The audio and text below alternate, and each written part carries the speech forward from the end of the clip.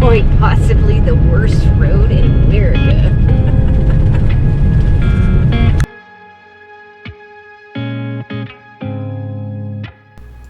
After a really hard to explain visit to the Salton Sea and Bombay Beach, we headed to Slab City with what we thought would be a quick stop at Salvation Mountain. But turns out that this visionary environment, like so much of this trip, was unplanned but absolutely worth it. Check it out. We are at Salvation Mountain. It's near Slab City, California. And it's an art monument a guy spent 28 years building. We were talking to somebody, and he passed away about 6 years ago, I think he said, or 7 years ago, something like that. I'm just on so much overload right now, it's hard to remember what he said. And it's truly amazing looking at this, and all he wanted was people to just come to Jesus and be happy and love everyone. It's definitely a message we need right now, isn't it? Here we are, Salvation Mountain. You must wear a mask at all times, and I forgot mine in the car. So I'm keeping away from people, but everyone could use some salvation right now, right?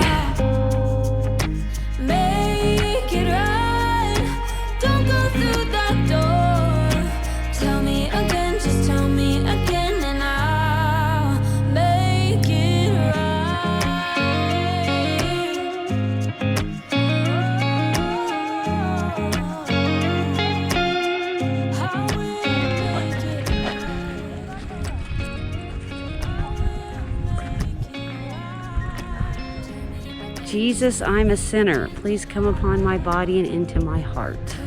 That's pretty cool. Definitely, as always, respect the art. For God so loved the world that he gave his only begotten Son. I remember that from church. Oh, look at this tree here. Faith, love, joy, peace, gentleness, temperance, meekness. It's weird, buddy. It's very strange. I don't know. Can he walk on this stuff right here? Yeah. Okay. Just can't climb up on it. Yeah. You know? Yeah. That is crazy. Can you imagine how much paint it took to make this? Mm-hmm. I mean, truckloads. I think he made it out of tires and stuff. And then put dirt on it, you know what I mean? Yeah. And then a crap ton of paint on top of it. Mm-hmm. I love these flowers. It was on that car on the way in, too. That station wagon. There's like a ventilation shaft up there. And over here, it looks like they're doing some more work on it. This thing is truly amazing.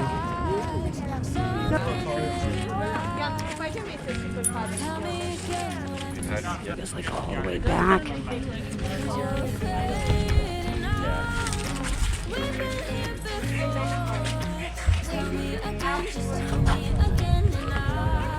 Oh, wow. These straw bales. Wow. That's how they did it.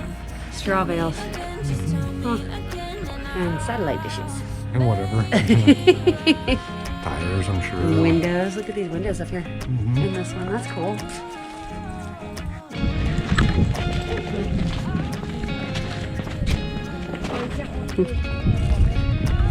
Very powerful message.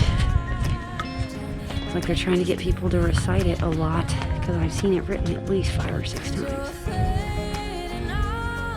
Ooh, and this one kind of looks like the egg tree. That's a lot of paint cans, boy. Used to go in. Rhonda, look behind you. There's a lot of what? Oh, there's a lot of cats hanging out up there, he says. Oh, okay. That must be what he's getting so excited about. Wow. It's crazy. And look, they just piled junk and put stuff on top of it. See? Piled junk. Look. Oh, yeah. Actually, I think those are windows for the tunnel that goes in, Dave. And then, see, there's another tunnel. Look, tunnel goes up there, up into that. Yeah, they said the county will shut them down. Will they shut you down because of, like, it's falling in, or because of COVID? We're an establishment in Imperial County, and we have to follow the regulations that they set. Oh, okay. Because we're not just someplace, we're part of Imperial Valley. Okay. And we love and respect our county and the people that live in it, and that's how it's got to be. That's how it's got to be. Okay. No, hey, it's just those times, right? Well, in times, some people have to lead by example. They do. We like to be those people. I think it's great. We're human, and we're going to make mistakes here. Well, and people hear lawless area, and it's not entirely true. No, it's not true. It seems very calm out here. The lawless part is just people getting YouTube. Yeah, and that's It's totally stupid. yeah, that's why we. Stupid, because what they do is I've literally, they'll beg people not to go. It's not lawless. Don't do it. If you're gonna run around and you think it's lawless, you're gonna go kick some granny or something like that, you're gonna get your ass kicked. You'll see how lawless it can be quickly. Oh. But we don't want that. Nobody wants that. Nobody Or wants they'll that. pin you down and call the cops. Well, that's Probably cool. the preferred method. Yeah. I don't want to kick anybody's ass. Wow. Truly amazing. Yeah, Leonard Knight spent 28 years building this beautiful structures. And look at all the people coming more and more and more. I guarantee he'd be so happy to see everybody coming here, because, you know, the vast 99.999% of people really enjoy their visit. So Wow. you can't please everybody. So, how long ago did he pass? Going on 7 years now. 7 years. Wow. He'd be really, really proud to see all these people come out here to see what he built, I would think. I mean, I don't know him, but that's And mostly he'd be happy that they're seeing these beautiful messages. That was his goal. that's You know, he didn't consider himself an artist. You know, he really loved his mountain, but you know, it was mostly the message. well, it's pretty powerful indeed. Pretty powerful indeed. All right. Well, thank you so much for your time. Thank you. Is it cool if I fly my drone around here? It'd be fine, but you got to keep it, you know, like high up. Yeah, high yeah, up, for sure. I don't want and to then keep disturb it to a anybody. short flight. That one over there, yeah. He's gonna go shoo him out. People do read it's lawless, and he says that's not true at all. He has that message written so many places. That Jesus, I'm a sinner. Please come upon my body and into my heart. And a scooter all decked out. I wonder if he uses the local sand to make these things with paint. That's cool. Yeah, and then the sand, and then mix paint, and then put paint on top of it once it sticks. That's really neat. Salvation Mountain was the result of visionary Leonard Knight that took 28 years to achieve.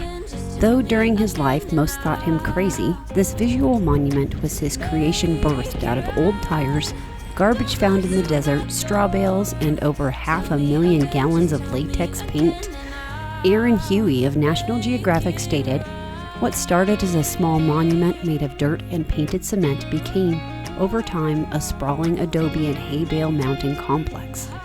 It gives testament to the fact that through determination, hard work, and following your own path, you can make any dream achievable."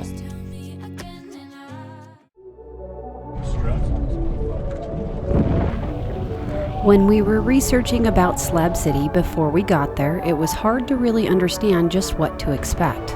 We found stories and videos ranging anywhere from a hippie-free love atmosphere to almost a modern-day Wild West. But upon arriving, we discovered that neither of these theories, and both, were probably accurate. And it's not as dirty as I thought it was. Shoes. It's all shoes. Or trip. It's out of Slab City is an off-the-grid squatter community that, as it turns out, is largely made up of snowbirds. The name comes from the concrete slabs that were left after World War II when the Marine Corps Camp Dunlap was torn down. The residents of Slab City are living completely detached from what we would call civilized society. But I have to admit, there was something very appealing about this life with the scavenger-type decor, which gives new meaning to one man's junk is another man's treasure.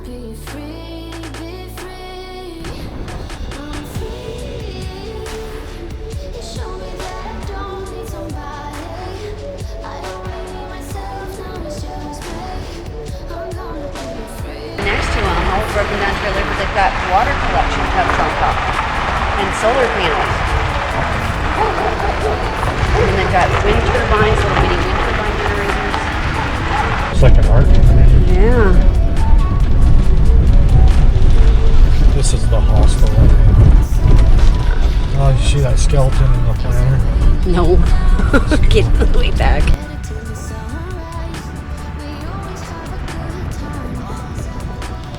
The lifestyle the Slab City residents have is comprised of mainly scouring the desert for junk, using either solar panels or generators to produce electricity, and trying to make their own little spot in this desolate place seem more like home. While we were there in November, the temperatures were comfortable. During the summer months, it can get over 115 degrees during the day, so shade is a much-needed commodity. If we ever come back, we probably bring a few tarps to pass around to let them know we support their craziness. We all need a little crazy sometimes, right? City Library. It's a bookmobile! Oh, there's a bunch of stuff back there. Yeah, livestock. Look at chickens.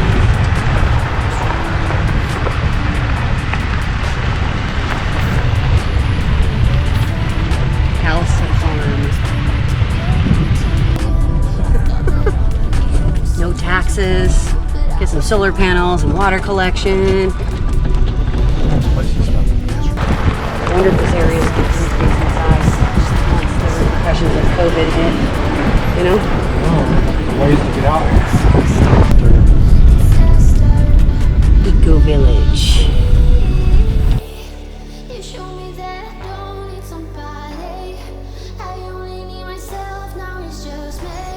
Upon reflection on our visit, it makes you wonder whether these people are happy with what they have, living this salvaged lifestyle, or whether they dream of bigger things. I guess the only way a person could know is to move here and find out for yourself. Even though we have dreams of living small in our near future with van life, not sure I'm quite ready for this simplistic of a future. Whatever the motivation may be, it is definitely anything but a simple lifestyle. I think a better word to describe it would be unique.